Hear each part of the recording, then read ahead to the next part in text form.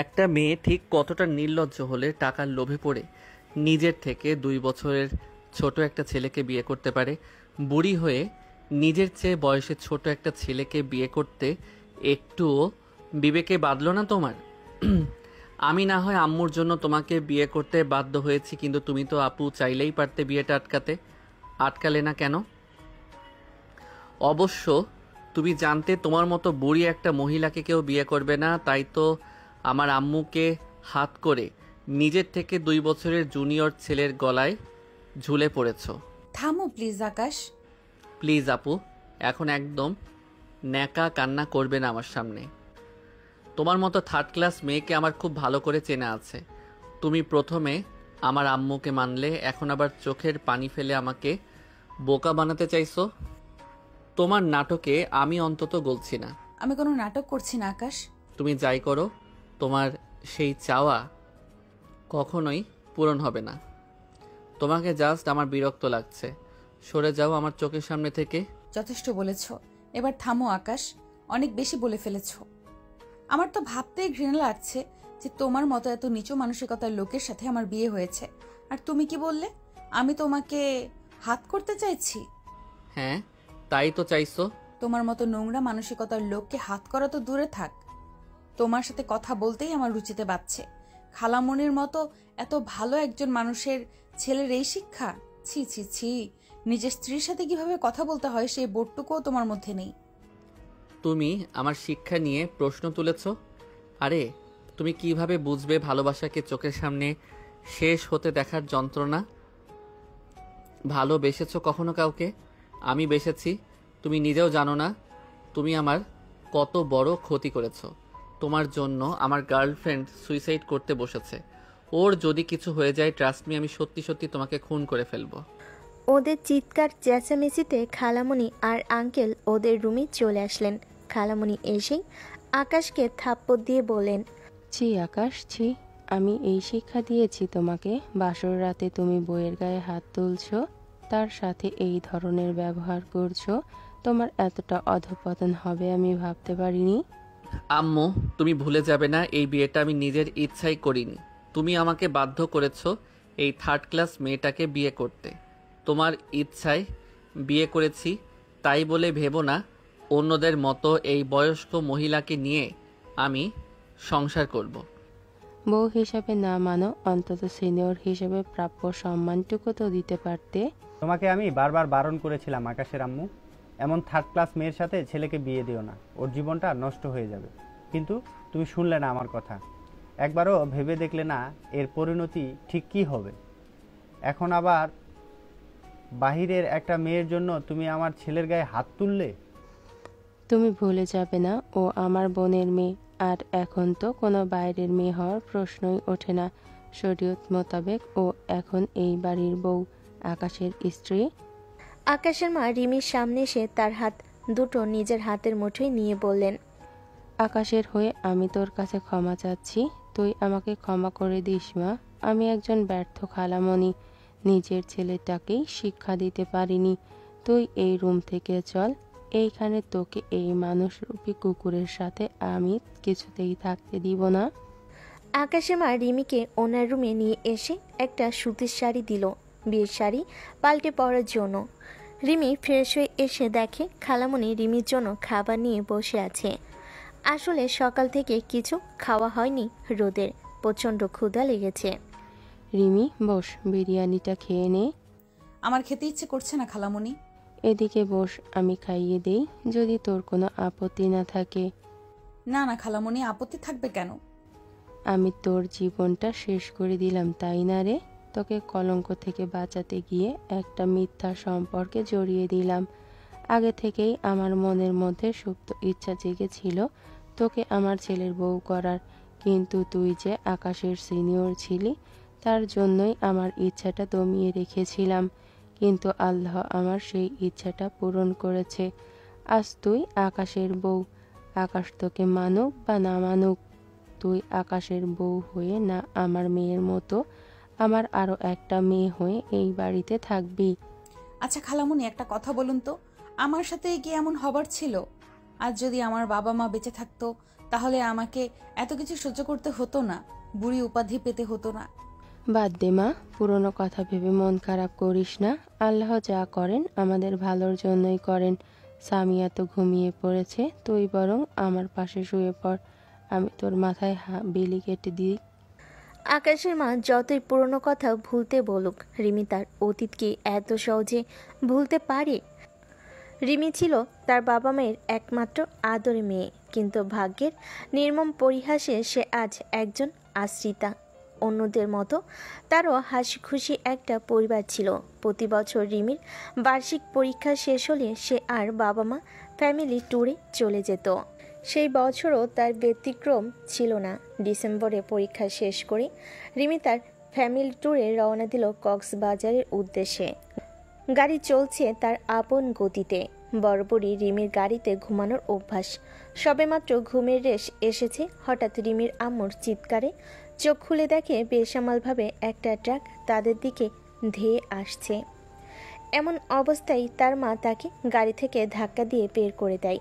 ভাগ্যক্রমে রিমি বেঁচে গেলেও তার বাবা মা বাঁচতে পারেনি। এরপর থেকে শুরু হয় তার সংগ্রামের জীবন। বেঁচে থাকতে হলে লড়াই করে বাঁচতে হবে, তুই ভেঙে পড়িস না, আমি জানি তুই পারবি। বাবা মা মারা যাওয়ার পর রিমি কার কাছে থাকবে সে নিয়ে বাঁধে বিপত্তি। চাচাদের কাছে তার ঠাঁই মেলে না, কারণ তাদের সাথে আগে থেকে রিমিদের জমি জমা নিয়ে দ্বন্দ্ব ছিল। তারা প্রায়ই তার বাবাকে মেরে ফেলতে চাইতো। রিমির বাবা মার মৃত্যু অ্যাক্সিডেন্ট ছিল না কি খুন, তা আজও রহস্য। অবশেষে রিমিকে মামা বাড়ি রাখার সিদ্ধান্ত হয়। মামা রিমিকে খুব ভালোবাসতো, কিন্তু তার মামি তাকে দু চোখে সহ্য করতে পারতো না। তার ছেলে মেয়েদের সাথে মিশতে দিত না। প্রায় সময় রিমির মামা মামির মধ্যে তাকে নিয়ে ঝগড়া লাগতো। মামা ব্যবসায়ের কাজে বেশিরভাগ সময় বাইরে থাকতো, আর এ সময়টাই মামি তাকে দিয়ে বাসার সব কাজ করাতেন। সোনার চামচ মুখে নিয়ে জন্ম হয়েছিল, অথচ মামির সংসারে এসে ঘর মোছা থেকে শুরু করে যাবতীয় কাজ রিমির করতে হতো। বাসায় কাজের মহিলাকে ছুটি দিয়ে দেওয়া হয়েছিল। রিমি পড়াশোনা করতে পারতো না। সব কাজ ছেড়ে রাতে একটু পড়তে বসতো রিমি। কি নবাবের বেটি, বেলা কয়টা বাজে সে খেয়াল আছে আপনার? পড়ে পড়ে ঘুমাচ্ছেন। বাসার কাজগুলো কে করবে শুনি? তোর মা এসে করে দিয়ে যাবে? বাবা মাকে নিয়ে কিছু বলবেন না মামি। তোর মা বাবার সাথে তুইও মরলি না কেন? আর মরলি না যখন, তখন আমার ঘরে এসে জুটলি কেন? সারা দিন কোনো কাজ করবে না, শুধু শুধু আমার অন্ন ধ্বংস করবে। আমি মোটেই বসে বসে আপনার অন্ন ধ্বংস করি না মামি। সারাদিন গাধার মতো খেটে মরি, অথচ একটা কাজের লোকের যে মর্যাদা, সেই মর্যাদাটুকুও পাই না আমি। একটা কাজের মহিলাও 3 বেলা পেট পুড়ে খেতে পায়, মাস গেলে হাত খরচার টাকা পায়, কোনো অনুষ্ঠানে নতুন কাপড় পায়, অথচ আমি এর কিছুই পাই না। তোকে যে এই বাড়িতে আশ্রয় দিয়েছি, এইটাই বা কম কিসে? আপনি ভুলে যাবেন না, মামার যত সম্পত্তি জমি জমা, এমনকি এই বাড়ির 1/3 আমার মায়ের। মায়ের অবর্তমানে সেসবের মালিক আমি, অথচ আপনারা জমি থেকে চাষ করে হাজার হাজার টাকা ইনকাম করছেন, যার এক কানা করিও আমি পাই না। সেই হিসাবে আমি আমার খাচ্ছি, আপনার বা মামার কারোর অন্ন ধ্বংসই করছি না। কি বললি তুই? যত বড় মুখ নয় তত বড় কথা। আজ তোর এমন অবস্থা করব যাতে তুই আমার মুখের উপর কথা বলতে না পারিস। তারপর রিমির মামি তার চুলের মুঠি ধরে তাকে খুব মারে। যন্ত্রণায় রিমি ছটফট করছিল, কিন্তু তার কিছুই করার ছিল না। রিমি, তাড়াতাড়ি উঠে ফ্রেশ হয়ে নামাজ পড়ে নে। নিজের অতীত ভাবতে ভাবতে কখন যে চোখটা লেগে এসেছে রিমি টের পায়নি। সকালে আকাশের মায়ের ডাকে ঘুম ভেঙে গেল রিমির। উঠে দেখে চারিদিকে আলো ফুটেছে, ফজরের আজান হচ্ছে। ঠিক আছে খালামণি। এখনো খালামণি বলবি? আমি না হয় তোর খালামণি, তাই বলে কি এখনো বাড়িতেও আমি তোর খালামণি? আর যেন তোর মুখে খালামণি ডাক না শুনি। রাতে কি বলেছিলাম ভুলে গেছিস? তুই সামিয়ার মতো আমার আরও একটা মেয়ে হয়ে মাকে খালামণি ডাকবে, এটা ভালো দেখায় না। ঠিক আছে আম্মু, আজ থেকে আর খালামণি ডাকবো না। এই তো আমার লক্ষ্মী মেয়ে, এইবার চল তো তাড়াতাড়ি নামাজ পড়িনি। বাসায় আর কেউ পড়ে না নামাজ? সামিয়া পড়ে, আর বাকি দুজন তাদের নাকি এখনো নামাজ পড়ার সময় হয়নি। ওরা থাক, চল আমরা নামাজ পড়ে আসি। রিমি আর আকাশের মা নামাজ শেষে কিছুক্ষণ আড্ডা দিল। বেশ ভালো মনের মানুষ আকাশের মা, না হলে রিমির মতো অসহায় মেয়েকে নিয়ে এত ভাবতো না। আম্মু, আমি সবার জন্য চা করি। ঠিক আছে কর, তবে সাবধানে করিস। আম্মু, তুমি চিন্তা করো না তো, এইসব রান্নাবান্না করতে করতে অভ্যস্ত হয়ে গেছি আমি। কিচেনে এসে সবেমাত্র চুলায় পানি বসিয়েছে রিমি। এমন সময় পেটে গরম কিছু অনুভব করলো সে। মনে হচ্ছে কেউ সিগারেটের আগুন দিয়ে পুড়িয়ে দিচ্ছে। পিছনে ফিরতে দেখে আকাশ তার পেটে জ্বলন্ত সিগারেট চেপে ধরেছে। কি সিনিয়র বেবি, খুব জ্বলছে তাই না? আমার এর থেকে বেশি জ্বলেছিল যখন তোমাকে আমার বিয়ে করতে হয়েছিল। তোমার জন্য মা আমার গায়ে হাত তুলেছিল। খুব খারাপ হচ্ছে বলে দিচ্ছি, সরান এটাকে। আমি তো এত সহজে তোমাকে ছেড়ে দিব না সিনিয়র বেবি। তোমার খুব শখ ছিল এই আকাশের বউ হওয়ার, তাই না? এর ফল তুমি হাড়ে হাড়ে টের পাবে। আমার ধৈর্যের পরীক্ষা নিতে আসবেন না মিস্টার আকাশ। তুমি হয়তো জানো না, এরকম সিগারেটের গরম ছ্যাঁকা, খুন্তির গরম ছ্যাঁকা খাওয়ার অভ্যাস আছে আমার। বাবা মা মরা মেয়ে কি না, সুযোগ পেলে কেউ আঘাত করতে ছাড়ে না। তাই বলে আমাকে অবলা নারী ভাববে না আকাশ। অন্যায় যে করে আর অন্যায় যে সহে, দুজনেই সমান অপরাধী। আমি কখনোই আপনার অন্যায় মেনে নেব না। রিমি আকাশের বুকে গরম পানি ছুঁড়ে মারল। আকাশ আটকে উঠে। ইউ ফুল, কি করলে এটা তুমি? ইট মারলে পাটকেল খেতে হয়, এটা নিশ্চয়ই জানো। তুমি আমাকে আঘাত করবে আর আমি সেই আঘাত মুখ বুজে সহ্য করে যাব? কখনোই না। তুমি একটা দিলে আমি 10টা দিব। তুমি আমাকে যতটুকু সম্মান দিবে, ঠিক আমার থেকে ততটুকুই সম্মান পাবে। সো নেক্সট টাইম আমার সাথে লাগতে আসবে না। রিমি আপন মনে চা বানাচ্ছে, কিন্তু আকাশ সেখানে ঠাই দাঁড়িয়ে রইল। হয়তো রিমির থেকে এমন পাল্টা জবাব আশা করেনি। চা বানানো শেষ করে রিমি কিচেন থেকে বের হতে নিলে তখন আকাশ তাকে বলে, তোমাকে তো আমি পরে দেখে নেব সিনিয়র বেবি। কেন রে, এতক্ষণ দেখে তোর কলিজা ভরেনি? আর আমাকে দেখবি কেন? তোর গার্লফ্রেন্ড কি তোর শোকে মোড়ে পাথর হয়ে গিয়েছে? একদম আমার গার্লফ্রেন্ডকে নিয়ে বাজে কথা বলবে না। আপনি ওর নখেরও যোগ্য না। আমার যোগ্যতা সম্পর্কে তোমার কোনো আইডিয়াও নেই আকাশ। আর হ্যাঁ, আমার সম্পর্কে বেশি জানতে আসবেও না। দেখা গেল সিনিয়র সম্পর্কে জানতে এসে সিনিয়রের প্রেমেই হাবুডুবু খেলে। আকাশকে কিছু বলার সুযোগ না দিয়ে রিমি উপরে আকাশের মার ঘরে চলে আসলো। এই যে আম্মু, তোমার চা। এইখানে বস, তোর সাথে আমার কিছু কথা আছে। ততক্ষণে চা তো ঠান্ডা হয়ে যাবে, আগে আঙ্কেলের চাটা দিয়ে আসি। ঠিক আছে যা। তারপর রিমি বসার ঘরে তার খালুকে চা দিয়ে আসতে যায়। আসসালামু আলাইকুম, ভেতরে আসতে পারি আঙ্কেল? তুমি এইখানে কেন এসেছো? আমাদের পরিবারের সদস্যদের মধ্যে ঝামেলা সৃষ্টি করে এখন আবার ভালো সাজতে এসেছো? আর কি করার বাকি আছে তোমার? আপনার জন্য চা নিয়ে এসেছিলাম আঙ্কেল। আমি চা খাবো না, তুমি নিয়ে খাও। আর কখনো যেন তোমাকে আমার আশেপাশে না দেখি। এক্ষুনি বের হও আমার রুম থেকে। রিমি লজ্জায় অপমানে রুম থেকে বের হতে নেবে, তখনই কেউ একজন তাকে আটকে দিল। পিছনে ফিরতে রিমি দেখে সামিয়াকে। আসসালামু আলাইকুম আপু। ওয়ালাইকুম সালাম। আচ্ছা আপু, আমি তোমাকে এখন থেকে কি বলে ডাকবো? আগে তো আপু ছিলে, এখন তো আমার একমাত্র ভাইয়ার বউ। এখন তো তুমি আমার কিউট ভাবি হও, তাহলে ভাবি ডাকি? না সামিয়া, তুমি তো জানো আমাদের বিয়েটা অন্য 5 জনের মতো স্বাভাবিকভাবে হয়নি। আমাদের বিয়ের ব্যাপারে কেউ জানেও না। তুমি বরং আমাকে আপু বলে ডেকো। ঠিক আছে আপু, কিন্তু আমি তো জানতাম তোমার কোনো এক ডাক্তারের সাথে বিয়ে হওয়ার কথা ছিল। আসলে রিমির মামা রিমিকে সব জায়গাতে তার মেয়ের পরিচয় দিত, বলতো আমার 2টা মেয়ে। রিমির মামা জানতে পেরেছিলেন যে তার স্ত্রী রিমিকে মারধর করে, ঠিকমতো খেতে দেয় না, তাই থেকে হোস্টেলে পাঠিয়ে দেয়। হোস্টেল থেকে রিমি ইন্টার অনার্স মাস্টার্স শেষ করে। তারপর রিমি একটা জব পায়, সে টাকা দিয়ে দিতে হতো তার মামিকে। এর মধ্যে হঠাৎ একদিন রিমির মামি এসে রিমিকে বলল সে তার বিয়ের ব্যবস্থা করেছে। ছেলেপক্ষ দেখতে আসলো রিমিকে। রিমিকে তাদেরও পছন্দ হলো, কিন্তু তারা জানতে পারলো রিমি এতিম, তার বাবা মা নেই, সে এই বাড়ির আশ্রিতা। তখন ছেলে কোনো আশ্রিতাকে বিয়ে করবে না বলে বিয়ের আসর ছেড়ে চলে যায়। বিয়ে ভেঙে যাওয়ার জন্য রিমির মামি সবার সামনে রিমিকে গালিগালাজ করতে লাগলো। সবার সামনে থাপ্পড় দিতে যাবে এমন সময় রিমির খালামণি যে আকাশের মা, সে গিয়ে রিমির মামির হাত ধরে ফেলে। পাগল হয়ে গেছেন আপনি? এত বড় মেয়ের গায়ে হাত তুলতে আপনি একটুও সংকোচ বোধ করছেন না? ওমা, এদিকে মার থেকে মাসির দরদ বেশি বলে এতদিন দরদ কই ছিল? ওর মতো অলক্ষী মেয়ের ঠাঁই নেই আমার বাসায়। এতই যখন দরদ দেখাচ্ছেন তাহলে নিয়ে যান আপনার সাথে করে। হ্যাঁ, নিয়ে যাব আমার একমাত্র ছেলের বউ করে। আপনি আর ওকে অপমান অত্যাচার করতে পারবেন না। রিমির বিয়ে হবে এবং এক্ষুনি হবে। আম্মু, তোমার মাথা ঠিক আছে? তুমি আমাকে বারবার অনুরোধ করেছিলে এই বিয়েতে উপস্থিত থাকার জন্য, তাই আমি এসেছি। আমি বিয়ে করতে এখানে আসিনি। তাছাড়া তুমি তো জানো আমার গার্লফ্রেন্ড আছে, তবু তুমি কিভাবে এই মহিলাকে বিয়ে করতে বলছো, যে কিনা আমার 2 বছরের সিনিয়র?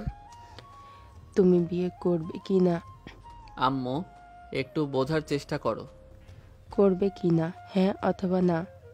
তুমি খুব ভালো করে জানো আমি তোমার কোনো কথা ফেলতে পারি না, তার জন্য এমনটা করলে। ঠিক আছে, আমি বিয়ে করব, তবে শুধু কাগজে কলমে। তাকে কখনো আমি স্ত্রীর মর্যাদা দিতে পারবো না। এরপর সবই তো আপনাদের জানা আছে, লিসেনাররা। আপু একটা কথা বলি। বলো। শুনেছি মেয়েদের নাকি একবারই বিয়ে হয়। ভাইয়া যতই তোমার জুনিয়র হোক, এখন সে তোমার স্বামী।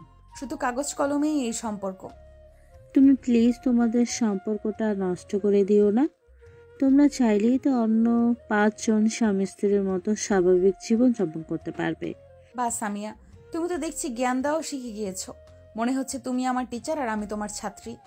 তোমার তো কিছুদিন পরেই এসএসসি পরীক্ষা। সকাল সকাল না পড়তে বসে আঙ্কেলের রুমে আড়ি পাচ্ছিলে কেন? আমি তোমার কাছেই যাচ্ছিলাম আপু, হঠাৎ বাবার রুম থেকে চিল্লাচিল্লি শুনে দাঁড়িয়ে গেলাম। তুমি বাবার কথা কিছু মনে করো না। বাবা তোমাদের বিয়েটা মানতে পারেনি। বাবা চেয়েছিলেন তার বিজনেস পার্টনারের মেয়ে সানিয়া আপুকে ভাইয়ের বউ করতে। আমার জন্য তা সম্ভব না, তাই না? কিন্তু আম্মু সানিয়া আপুকে পছন্দ করে না। সানিয়া আপু অনেক বেশি আধুনিক, তার উচ্ছৃঙ্খলা, যার আম্মুর পছন্দ নয়। আম্মু সবসময় আফসোস করতো, বলতো, ইস, রিমির মতো এমন একটা মেয়েকে যদি আমার আকাশের বউ করতে পারতাম। হ্যাঁ, আম্মু সে কথা আমাকে বলেছে।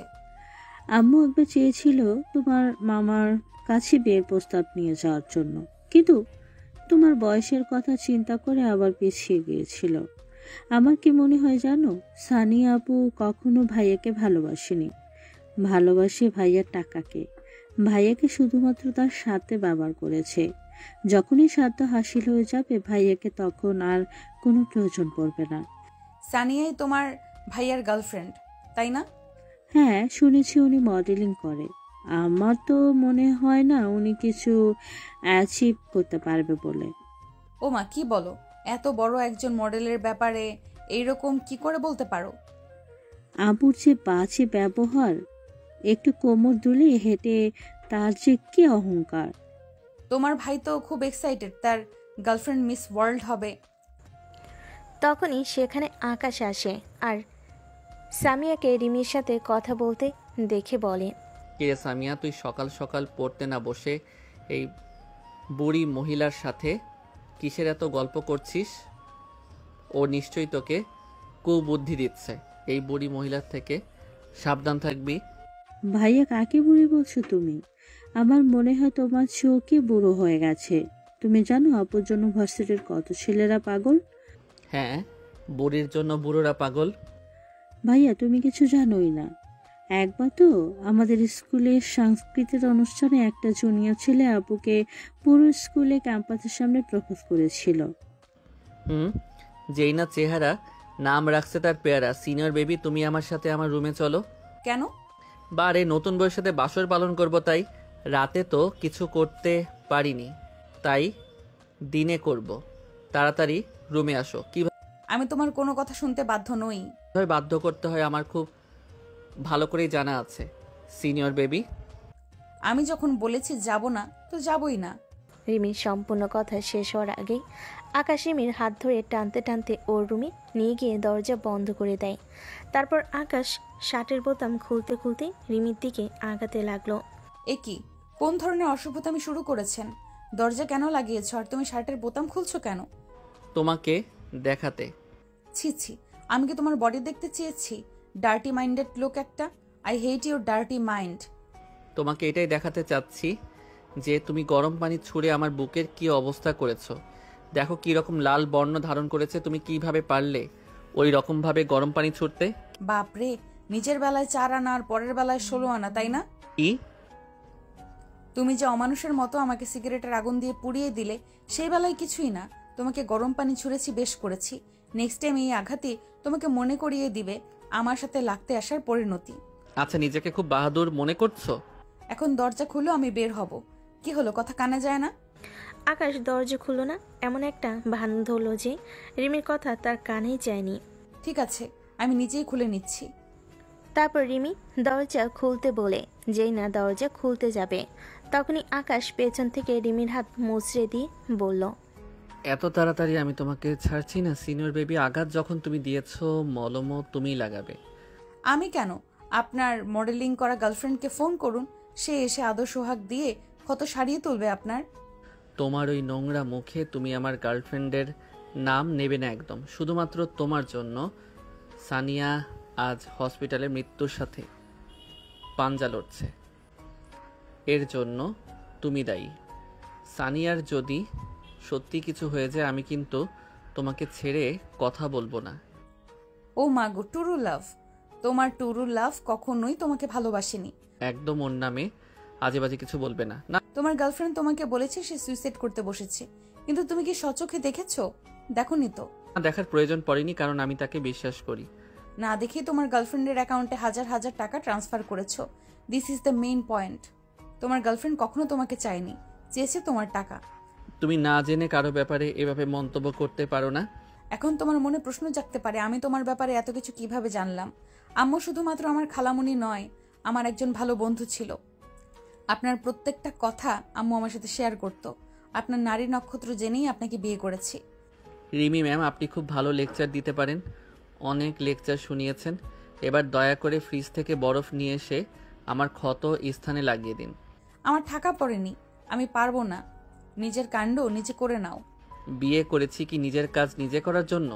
তার উপর আবার সিনিয়র বউ বিয়ে করেছি, ভাবছি ব্যবসা বাণিজ্য সব বাদ দিয়ে বউয়ের টাকায় বসে বসে খাবো। রিমি কিছু বলতে যাবে তার আগে দরজায় টোকা পড়ল। সামিয়া রুমের বাইরে থেকে বলল, আপু, তুমি কি ভেতরে আছো?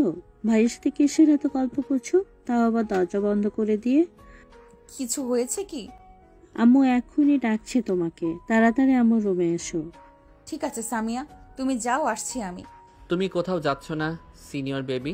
আগে আমার ক্ষত স্থানে বরফ লাগিয়ে দাও। আমি পারবো না, আম্মু ডাকছে, আমি আসছি। রিমি আর সেই ঘরে একদণ্ড দাঁড়ালো না। আকাশের আম্মুর কাছে এসে জিজ্ঞেস করলো, আম্মু ডেকেছো? হ্যাঁ বস, তোদের বিয়েটা যেহেতু হুট করে হয়ে গিয়েছে, কেউ তোদের বিয়ের ব্যাপারে জানে না, তাই আমি চাচ্ছিলাম ছোটোখাটো একটা বউ ভাতের আয়োজন করতে। তোর মামা মামি ও তো আমাদের বাসায় আসে না বহুদিন, এই সুযোগে তাদেরও দেখা হয়ে যাবে। না না আম্মু, শুধু শুধু কি দরকার আছে মানুষ আসানোর? আমাদের সমাজ নিজের চেয়ে বয়সে ছোট ছেলেকে বিয়ে করাটা ভালো চোখে দেখে না। যেখানে আমাদের সম্পর্কই ভিত্তিহীন, সেখানে কি প্রয়োজন আছে ঘটা করে লোক জানানোর? ঠিক আছে, তুই যা বলিস তাই হবে। তুই যদি চাস এই কাগজে কলমের সম্পর্ক থেকে বেরিয়ে আসতে, আমি তোর ডিভোর্সের ব্যবস্থা করে দিব। তবে আমি মনে করি ডিভোর্স কোনো সমস্যার সমাধান নয়। আমি চাই তুই আর আকাশ অন্য 5টা স্বাভাবিক কাপলের মতো সংসার কর। আমার ছেলেটা বড্ড অবুঝ, কিন্তু তুই তো ভালো মন্দ সব বুঝিস, তুই ওকে বোঝাবি। ঘুমন্ত মানুষকে জাগানো যায় না। দেখ মা, আকাশ জুনিয়র হলেও এখন তোর স্বামী, তুই কেন তোর স্বামীর অধিকার ছেড়ে দিবি? সোনিয়া ভালো মেয়ে নয় মা, ওর কাজই হচ্ছে বড়লোক ছেলেদের হাত করে তাদের থেকে টাকা হাতিয়ে নেয়া। তুই আকাশের স্ত্রী, তুই চাইলেই পারবি সোনিয়ার থেকে আমার ছেলেটাকে ফিরিয়ে আনতে। তুমি যেহেতু এত করে বলছো, ঠিক আছে আম্মু, তুমি শুধু দেখবে আমার জুনিয়র বরের কি হাল করি আমি। এই সিনিয়রের প্রেমে যদি ওকে হাবুডুবু খাওয়াতে না পারি তো আমার নামও রিমি নয়। হ্যাঁ মা, তুই পারবি। প্রয়োজনে হুজুরের থেকে পড়া পানি এনে খাওয়াবো তোমার ছেলেকে। সারাদিন দেখবে তোমার ছেলে সারাক্ষণ বউয়ের আঁচলের তলায় ঘুরঘুর করবে আর সারাদিন রিমি রিমি করবে। তুমি খালি একটু অপেক্ষা করো। হিহি, পাগল মেয়ে আমার। আমিও চাই আমার অবুঝ ছেলেটার একটু সুবুদ্ধি হোক। তুই যদি আমার ছেলেকে তোর প্রেমের জালে ফাঁসাতে পারিস, আমি তোকে এমন একটা গিফট দিব যা তুই কখনো ভাবতেও পারবি না। ওকে মা, ডিল ডান। তাহলে এখন থেকেই মিশন শুরু করে দে। কিভাবে শুরু করব? একটু ক্লু তো দাও। আমি তো আর আগের সংসার করে আসিনি যে বুঝতে পারবো কিভাবে জুনিয়র বরের মনে প্রেমের আগুন জ্বালানো যায়। সেটাও তোকে বলে দিতে হবে? আচ্ছা বাদ দাও, তুমি বলো তোমার ছেলে আর তোমার বর কি কি খেতে পছন্দ করে। তোমার বর তো আগেই আমাকে বলে দিয়েছে আমি যেন তার আশেপাশে না যাই। এখন আমি রান্না করলে তোমার বর কি আমার হাতে রান্না খাবে? আমার বর করছিস কেন? বাবা হয়ে তোর। খালুজান তো আমাকে বাবা ডাকার অধিকার দেয়নি। আমি বাবা ডাকলে দেখা গেল সে আমাকে ঠাটিয়ে এক চড় মেরে বলল, এই মেয়ে, আমি তোমাকে বাবা ডাকার অধিকার দেইনি। কোন সাহসে তুমি আমাকে বাবা ডাকলে? আরে রিমি, মানুষটাকে যেমন উপরে উপরে শক্ত মনে হয়, ভেতরে কিন্তু ততটাই নরম। আসলে আমি এক প্রকার জোর করে আকাশের বিয়েটা দিয়েছি তো, তাই তোকে মানতে পারিনি। কিন্তু দেখিস, আস্তে আস্তে সব ঠিক হয়ে যাবে। তখন ওই মানুষটা তোকে মাথায় করে রাখবে। তাই যেন হয় আম্মু। আম্মু, আমি কিচেনে যাচ্ছি, দেখি আমার হাতের রান্না খাইয়ে বর আর শ্বশুরের মন জয় করতে পারি কিনা। ঠিক আছে, যা মা। রেনু তোকে রান্না করতে সাহায্য করবে। আমার স্কুলের কিছু কাজ বাকি রয়েছে, না হলে আমি তোকে সাহায্য করতাম। ঠিক আছে আম্মু, সমস্যা নেই, আমি সবটা সামলে নিতে পারবো। আমি আসলেই অলরাউন্ডার বৌমা পেয়েছি। এখনকার যুগের মেয়েরা তো পড়াশোনা করলে কোনো কাজই হাতে দিতে চায় না। তারা কাজ করতে না পারাটা যে গর্বের মনে করে। অথচ আমার রিমি, তুই সব কাজে পারদর্শী। সবটা তো আর আমার মতো মা বাবা মরা মেয়ে নয় আম্মু। আমি কি তোর মা নই? এরপর যদি আর কখনো তোর মুখে বাবা মা মরা মেয়ে বলতে শুনি, তখন কিন্তু আমি তোর ওপর খুব রাগ করব। রিমি কান ধরে বলল, সরি আম্মু, ভুল হয়ে গেছে। এই যে দেখো, কান ধরেছি। এইবারের মতো ক্ষমা করে দিলাম। নেক্সট টাইম কিন্তু পিটুনি পড়বে। ওকে আম্মু। আমি কি আপনাকে হেল্প করব আপামনি? তুমি কি ববি? জি আপামনি। তোমার কথাবার্তা পোশাকে মনে হচ্ছে না যে তুমি এই বাসায় কাজ করো। শুধু আপনি না, কেউই ধরতে পারে না যে আমি এই বাসায় কাজ করি। এই বাসার প্রত্যেকটা মানুষ খুবই ভালো মনের। তারা আমাকে নিজেদের পরিবারের একজন সদস্য মনে করে। এমনকি আমাকে স্কুলেও ভর্তি করিয়েছে। ও আচ্ছা, আপাতত তোমার এখানে কোনো কাজ নেই, তুমি গিয়ে পড়তে বসো, আমার প্রয়োজন হলে আমি ডেকে নিব। ঠিক আছে আপামনি। রিমি আকাশের মায়ের থেকে জেনেছে আকাশ আর আকাশের বাবা নারকেল দিয়ে হাঁসের গোস্ত আর ঝরঝরে পোলাও খেতে খুব পছন্দ করে। বরাবরই রিমির রান্না করতে বেশ ভালো লাগে, কিন্তু রান্নার সময় লোকজন থাকলে মোটো রিমির ভালো লাগে না।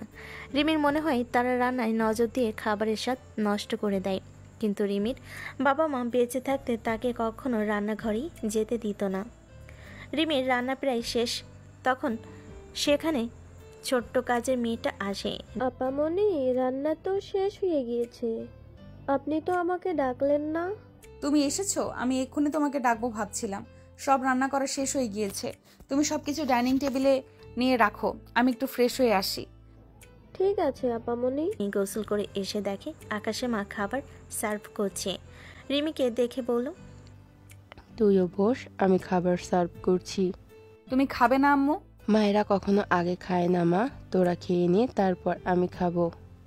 এটা কেমন কথা আম্মু? তুমিও বসো না, সবাই মিলে একসাথে খাওয়ার মজাই আলাদা। তখনই সেখানে আকাশের বাবা আসে আর আকাশের মাকে বলে, মনে হচ্ছে আজ বাসায় ভালো মন্দ রান্না হয়েছে। ভেবেছিলাম তোমার উপর অভিমান করে আজ বাহির থেকেই খাবার খাবো, কিন্তু খাবারের গানে রুমে থাকা দুষ্কর হয়ে পড়েছিল আমার জন্য। অভিমান ভুলে চলে এলাম খেতে। এখন তাড়াতাড়ি খেতে দাও। হ্যাঁ দিচ্ছি। আকাশের মা আকাশের বাবাকে খেতে দিলে আকাশের বাবা কিছুটা খাবার মুখে তুলে আকাশের মাকে বলে, তোমার হাতটা দাও দেখি। কেন, কি করবে? তোমার রান্নার হাত দেখব। আজ হঠাৎ করেই ভালো রান্না কিভাবে করলে? মনে হচ্ছে নতুন হাতের রান্নার স্বাদ পেলাম। টেবিলে রাখা প্রত্যেকটি রেসিপি আমার পছন্দের। আমি তো হাজারবার বলার পরেও কচুরলতি রান্না করাতে পারিনি। আজ হঠাৎ অধমের দিকে নজর গেল তোমার। আজকে তো আমি রান্না করিনি। তাহলে কে করলো মেট? ও তো এত ভালো রান্না জানে না। আর সামিয়া তো কখনোই কিচেনে যায়নি। ওরা তো এত ভালো রান্না জানার প্রশ্নই আসে না। আমরা কেউই রান্না করিনি। ইনফ্যাক্ট আমরা কেউই আজ কিচেনে যাইনি। রিমি একা হাতে সব কিছু রান্না করেছে। প্লিজ আঙ্কেল, খাবার ছেড়ে যাবেন না। অপরাধ আমি করেছি, খাবার তো কোনো অপরাধ করেনি। আপনি প্লিজ যাবেন না। আজ থেকে 8 বছর আগে বাবা মাকে হারিয়েছি। আমারও ইচ্ছে হয় সবার সাথে বসে খেতে। বিয়ে নিয়ে প্রত্যেকটা মেয়ের স্বপ্ন থাকে, আমিও এর ব্যতিক্রম ছিলাম না। জানেন আঙ্কেল, আমি সব সময় মনকে সান্ত্বনা দিয়ে বলতাম, বাবা মাকে হারিয়েছি তো কি হয়েছে, শ্বশুর শাশুড়ির মাঝে আমি আবারও নতুন বাবা মাকে খুঁজে নিব। কিন্তু সবার ভাগ্যে তো আর সব সুখ জোটে না। রিমির আবেগপূর্ণ কথা শুনে আকাশের বাবা খাওয়া শেষ করে উঠে তাকে বলল, এই মেয়ে, খাবার শেষ করে তুমি আমার রুমে এসো। ঠিক আছে আঙ্কেল। খাওয়া শেষ করে রিমি আঙ্কেলের রুমের সামনে দাঁড়িয়ে আছে। ভেতরে যাওয়ার সাহস হচ্ছে না রিমির। আকাশের বাবার যে রাগ দেখা গেল রিমির গালে ঠাটি এক চর বসিয়ে দিল। এই মেয়ে, বাহিরে দাঁড়িয়ে রয়েছো কেন? ভেতরে আসো। আমি মানুষ, পশু নই যে তোমাকে খেয়ে ফেলবো। আমার মধ্যে মানবিকতা আছে। তোমার হাত দাও। জি আঙ্কেল। তোমার হাত দিতে বলেছি। রিমি ভয়ে ভয়ে হাত এগিয়ে দিল। আকাশের বাবা তার হাতে 1000 টাকার 5টা নোট ধরিয়ে দিল। ও মা, টাকা কেন আঙ্কেল? এটা হচ্ছে তোমার পুরস্কার আমার পক্ষ থেকে। রিমি আকাশের বাবার থেকে এতটা ভালো ব্যবহার আশা করেনি। রিমি হতভম্ব হয়ে টাকা হাতে সেখানেই দাঁড়িয়ে রইল। এরই মধ্যে আকাশের আম্মু এসে বলল, বাহ, আমি যে তোমাকে 30টা বছর রান্না করে খাওয়াচ্ছি, কই আমাকে তো কখনো এমন পুরস্কার দাওনি। দেখো আকাশের মা, ভালো জিনিসের প্রশংসা করতে আমি কখনো পিছপা হই না। তুমি ইদানিং বুড়ি হয়ে গিয়েছো, রান্নার দিকে তেমন কোনো মনোযোগ দাও না, তাই রান্নার স্বাদটা আগের মতো নেই। এই কি বললে তুমি? আমি বুড়ি হয়ে গেছি? তুমি জানো এখনো কত লোকজন আমার দিকে তাকিয়ে থাকে? তারা তোমার এই সাদা চুল দেখে এটা ভাবে যে তোমার মতো বুড়ি মহিলা আমার মতো একজন হ্যান্ডসাম বর পেল কিভাবে। কিছুদিন পর দাদু হয়ে যাবে আর এখনো নিজেকে হ্যান্ডসাম দাবি করছো? দেখেছ আপু, তুমি মাত্র একদিন হয়েছে এ বাসায় বউ হয়ে এসেছো, আর এরই মধ্যে আমাদের বাসার পরিবেশটা পাল্টে গেছে। আস্তে আস্তে দেখো, বাবা তোমাকে অনেক ভালোবাসবে। তাই যেন হয়। আমার তো হিংসে হচ্ছে আপু। আমার বাবা মায়ের ভালোবাসার ভাগ বসাবে তুমি। তোমাকে তো এই বাসায় তো রাখছি না সামিয়া। তোমার এসএসসি পরীক্ষা শেষ হলেই আম্মুকে বলে তোমাকে এই বাসায় থেকে বিদায় করে দিব। আমিও আমার ভালোবাসায় তোমাকে ভাগ বসাতে দিব না। আমি তো এত তাড়াতাড়ি বিয়ে করব না আপু। আমি তো তোমার মতো একজন আত্মনির্ভরশীল নারী হব। বাহ, ভালোই প্ল্যান করেছো। আপু, তুমি বরং চটপট আমাকে ফুপি বানিয়ে দাও। সামিয়া এই কথা বলেই এক দৌড়ে নিজের রুমে চলে গেল। রিমিও রুমে চলে আসে। রুমে এসে দেখে আকাশ কোলের উপর ল্যাপটপ বসিয়ে কাজ করছে। রিমি তড়িঘড়ি করে ল্যাপটপ সরিয়ে আকাশের কোলের উপর বসে পড়ল। সিনিয়র বেবি, তোমার সাহস কিন্তু বেড়েই চলেছে। সকালের ঘটনা কি তুমি ভুলে গিয়েছো? তোমার সাহস হলো কি করে আমার কোলে বসার? কোলে বসেছি, বেশ করেছি। তুমি আমার বিয়ে করা বর। শুধু কোলে নয়, তোমার ঘাড়ে বসারও অধিকার রাখি আমি। প্রিয়, আচ্ছা তাই। আর আজ থেকে আমি এই রুমে এক বিছানায় থাকবো। ইম্পসিবল। ভুলেও আমার ধারে কাছে আসবে না, যেখানে আছো সেখানেই থাকো। ওমা, বিয়ে করেছি কি বর ছেড়ে দূরে থাকার জন্য? তার উপর বর যদি জুনিয়র হ্যান্ডসাম হয় তাহলে তো কোনো কথাই নেই। সিনিয়র বেবি, তুমি নামো তো আমার কোল থেকে। যেই মুটকি তুমি আমার হাড্ডি গুড্ডি ভেঙে গুঁড়ো গুঁড়ো হয়ে গেল। কি আমি মুটকি? কোনো সন্দেহ আছে? রিমি কোনো জবাব না দিয়ে হঠাৎই আকাশকে চুমু দিল। এটা কি করলে তুমি সিনিয়র বেবি? সরি আমি আসলে অতি খুশি হয়ে দিয়ে দিয়েছি। আশ্চর্য, মুটকি বলে খুশি হওয়ার কি আছে? আমার কতদিনের ইচ্ছা কেউ আমাকে মুটকি বলবে আর আমি মুটকি কথাটা শুনে আমার কান দুটো সার্থক করব। মাথা ঠিক আছে তোমার? আজ তুমি আমার সেই চাওয়াটা পূরণ করেছো। আমার স্বাস্থ্যের জন্য সবাই আমাকে শুটকি বলে খ্যাপাতো, এমনকি মানুষজন আমার দিকে ফেলফেল করে তাকিয়ে ভাবতো এটি কি মানুষ নাকি হাড্ডির বস্তা। যাক, আজকের এই খুশিতে তোমাকে একদিন ট্রিট দিয়ে দিব। তোমার হাতে কি সিনিয়র বেবি? নিশ্চয়ই বাবা ডেকে নিয়ে কেলানি দিয়েছে। বাবা একদম উচিত কাজ করেছে। জি না, আঙ্কেল পুরস্কার স্বরূপ আমাকে 5,000 টাকা দিয়েছে। টাকার কথা শুনতেই আকাশ ছো মেরে রিমির হাত থেকে টাকা নিয়ে গেল। তুমি আমার টাকা নিলে কেন? এই টাকাটা আঙ্কেলের থেকে আমার প্রথম পাওয়া। আমার কাছে এই 5 টাকার মূল্য 5 কোটি টাকার সমান। 5 কোটি টাকা কখনো চোখে দেখেছো? তুমি আমার টাকা ফেরত দাও বলছি। আমার এখন টাকার প্রয়োজন, তাই নিয়েছি। তোমাকে পরে শোধ করে দিব। কিন্তু রিমি তার কথা শুনল না। সেও সুযোগ বুঝে আকাশের হাত থেকে টাকাটা নিয়ে নিল। মিস্টার আকাশ, তুমি যদি বাগানের কচু হয়ে থাকো, আমিও গাছের বাতাবি লেবু। আমার সাথে টক্কর দেওয়া এত সহজ নয় জুনিয়র বর। আরে সিনিয়র বেবি দাও না, পরে তোমাকে দিয়ে দিব। আমার টাকার প্রয়োজন আছে এখন।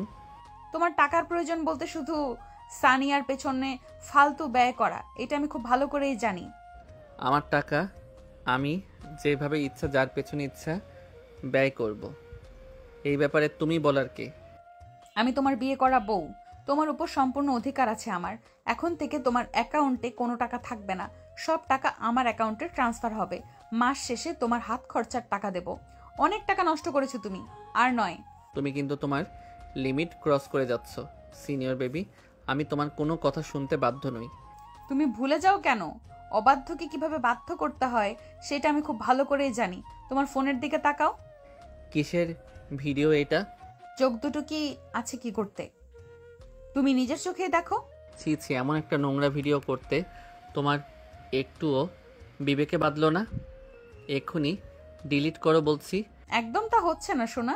তুমি যদি আমার কথা অনুযায়ী না চলো, এই ভিডিও মুহূর্তের মধ্যে ভাইরাল হয়ে যাবে। তো মিস্টার জুনিয়র, একবার ভেবে দেখো তো, তোমার এই লজ্জাজনক ভিডিও একবার যদি ভাইরাল হয়ে যায়, তোমার নাম, যশ, খ্যাতি, ক্যারিয়ার, এমনকি তোমার গার্লফ্রেন্ডও হাতছাড়া হয়ে যাবে। এখন তোমার কথায় আমায় উঠবস করতে হবে? সেটা তোমার ইচ্ছে। আমার কথা অনুযায়ী চলবে নাকি ভিডিও ভাইরাল করব? গতকাল রাতে লুঙ্গি পরে ঘুমিয়েছিলাম। লুঙ্গিতে আমার দুর্বলতা রয়েছে, আর তুমি আমার সেই দুর্বলতার সুযোগ নিয়েছো। তুমি মোটেও ঠিক করনি সিনিয়র বেবি। কিন্তু তুমি তো আমার কথা অনুযায়ী চলবে না। তার চেয়ে বরং ভিডিওটা আমি ভাইরাল করে দিই, অনেক লাইক কমেন্ট শেয়ার হবে। তোমার ভিডিও ভাইরাল করে আমিও ভাইরাল হয়ে যাব। এক পৌষে কিন্তু শীত যায় না। আমারও সময় আসবে, তখন আমি তোমাকে ঠিক দেখে নিব। উপস জুনিয়র, বিশ্বাস করো আমিও চাই তুমি আমাকে দেখো। আমি তো তোমাকে বারণ করি না দেখতে।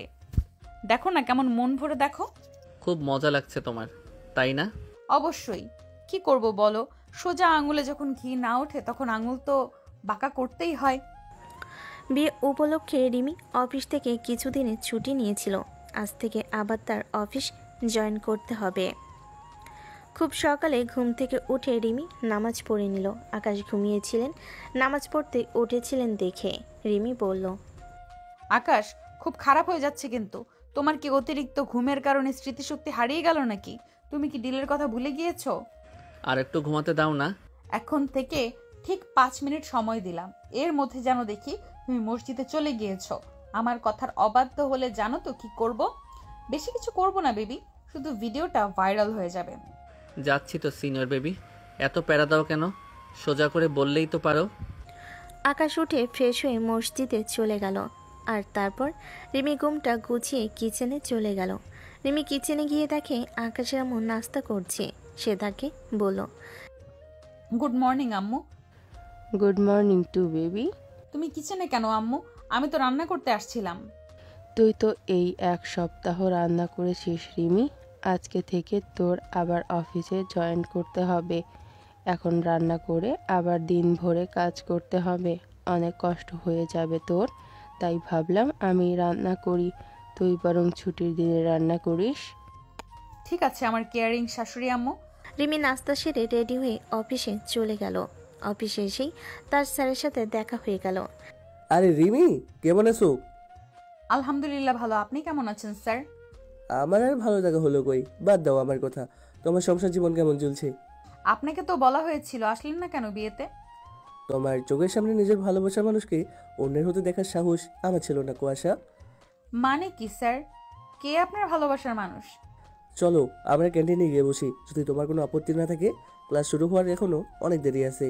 ঠিক আছে স্যার, চলুন। রিমি আর তার অফিসের বস ক্যান্টিনে গিয়ে বসলো। বেশ বড় ক্যান্টিন এটা, অনেক মানুষের আনাগোনা হয় এইখানে। রিমি, কি খাবে বলো? খালি মুখে তো আর গল্প জমবে না। আমি মাত্রই নাস্তা সেরে এসেছি, এখন কিছুই খাবো না। খাবো না বললে তো হবে না, কিছু একটা খাও। ঠিক আছে, চা খাওয়াই যায়। দুধ চা নাকি রং চা? রং যা বলি কোনো কিছু হয় না, চা মানেই দুধ চা। তারা দুজন চা খাচ্ছে আর গল্প করছে।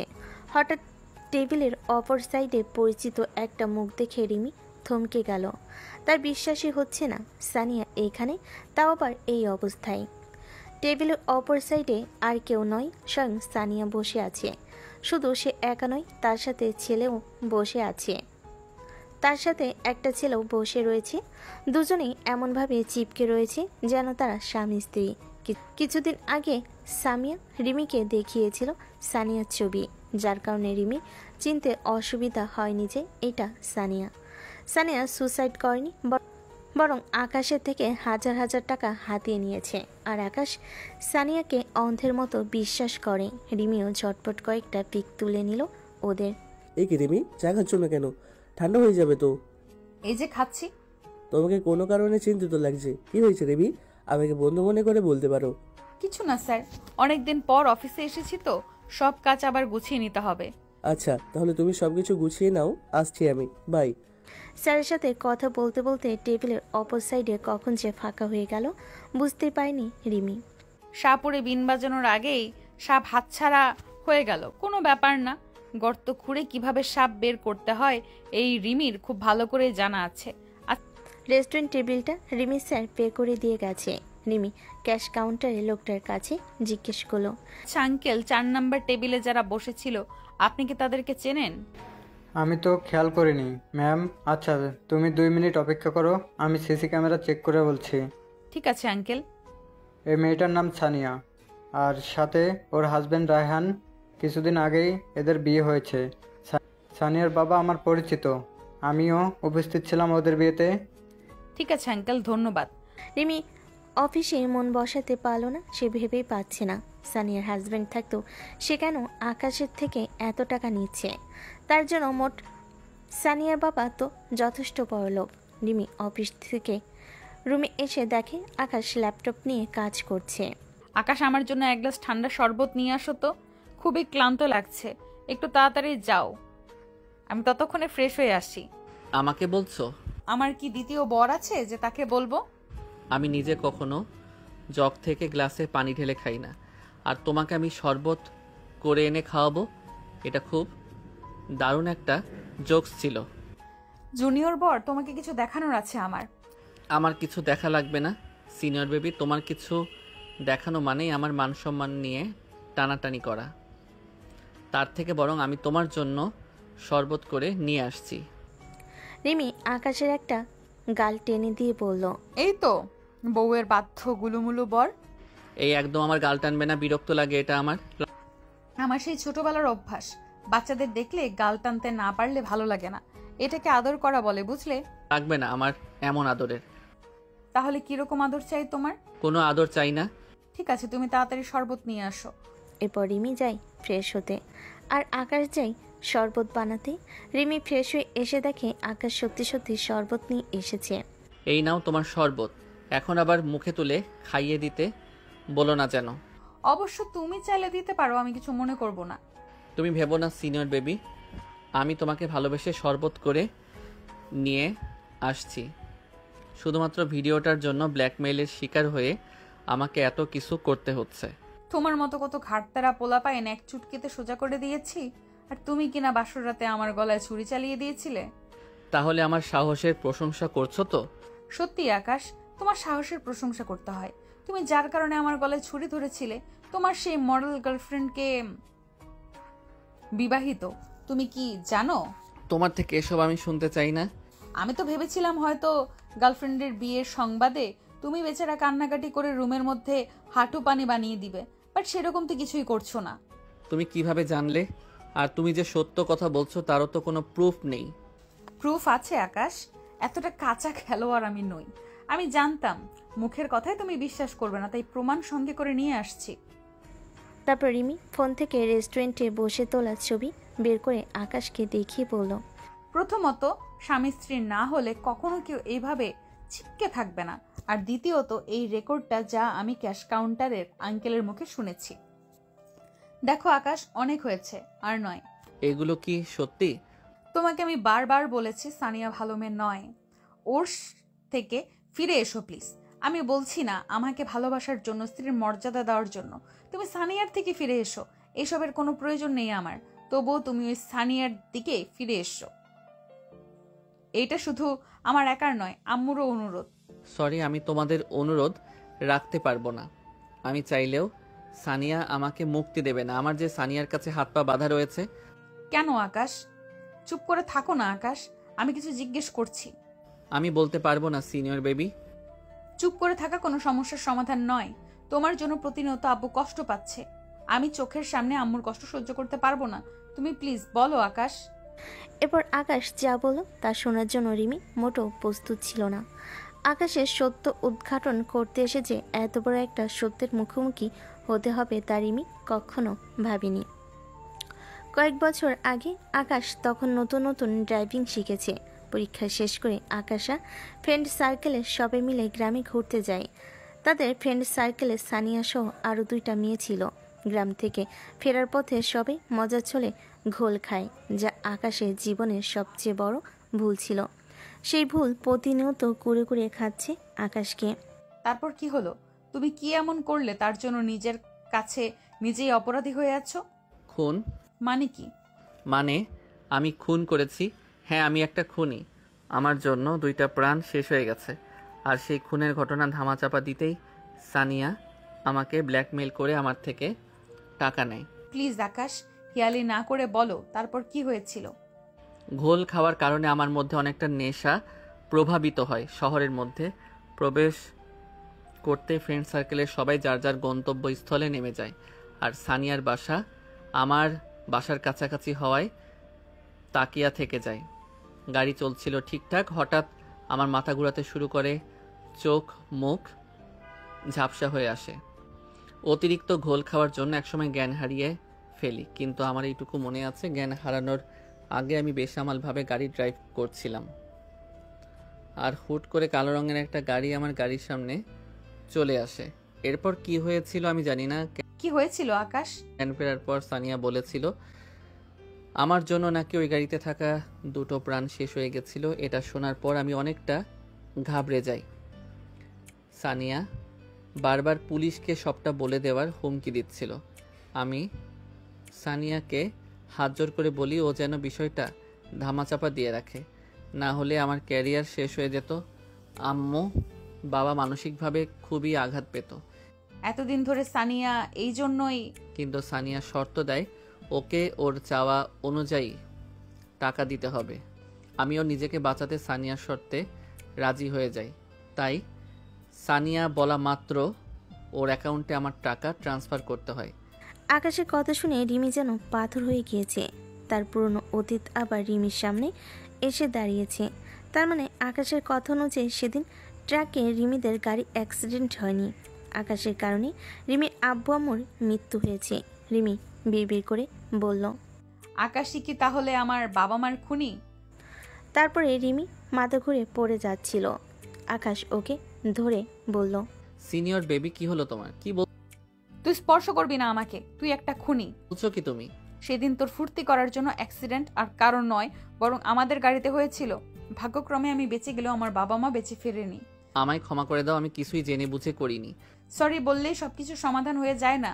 আমি তোকে ক্ষমা করে দিলেই কি তুই পারবি আমার বাবা মাকে ফিরিয়ে দিতে? পারবি বাবা মায়ের থেকে হারিয়ে যাওয়া ভালোবাসা ফিরিয়ে দিতে? বাবা মা মারা যাওয়ায় মামির কাছে দিন রাত অত্যাচারের শিকার হয়েছি।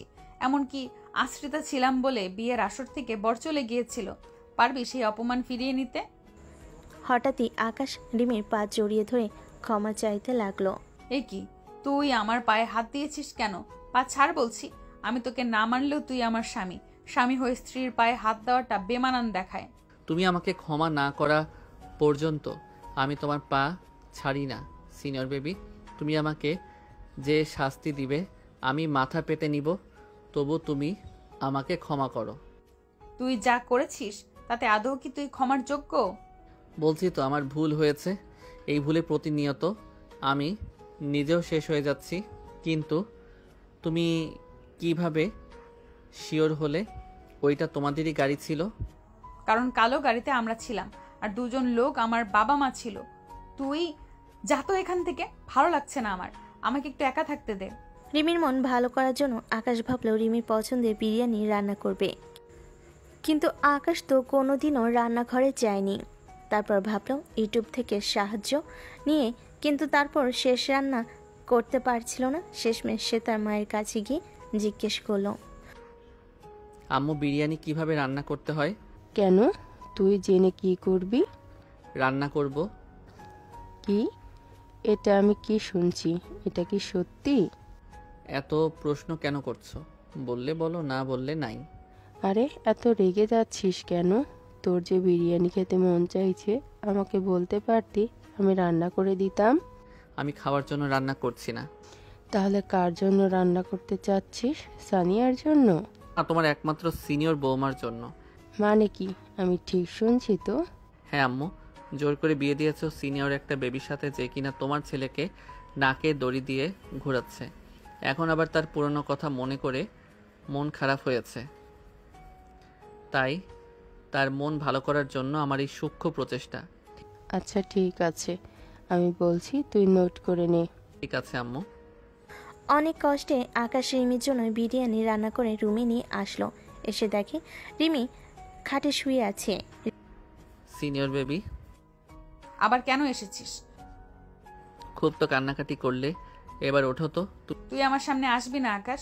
যতবার তুই আমার সামনে আসবি ততবার আমার মায়ের চেহারা আমার চোখের সামনে ভেসে উঠবে, আর আমার ততবার মনে হবে আমি একটা খুনির বউ। তুমি আমাকে যা মন চাই বলো, তবুও উঠে দেখো তোমার জন্য কি নিয়ে আসছি। রিমি রেগে গিয়ে আকাশের গালে জোরে থাপ্পড় মেরে দিল। মারলে কেন সিনিয়র বেবি? হঠাৎ রিমি আকাশকে জড়িয়ে ধরে কেঁদে ফেল। তারপর আকাশের হাত ধরে বলল, আমি কি তোকে বলেছি আমার জন্য হাত পুড়িয়ে বিরিয়ানি রান্না করতে? হাতের কি অবস্থা করেছিস? ফুসকা পড়ে যাবে তো। তুই একটু দাঁড়া, আমি মলম নিয়ে আসছি।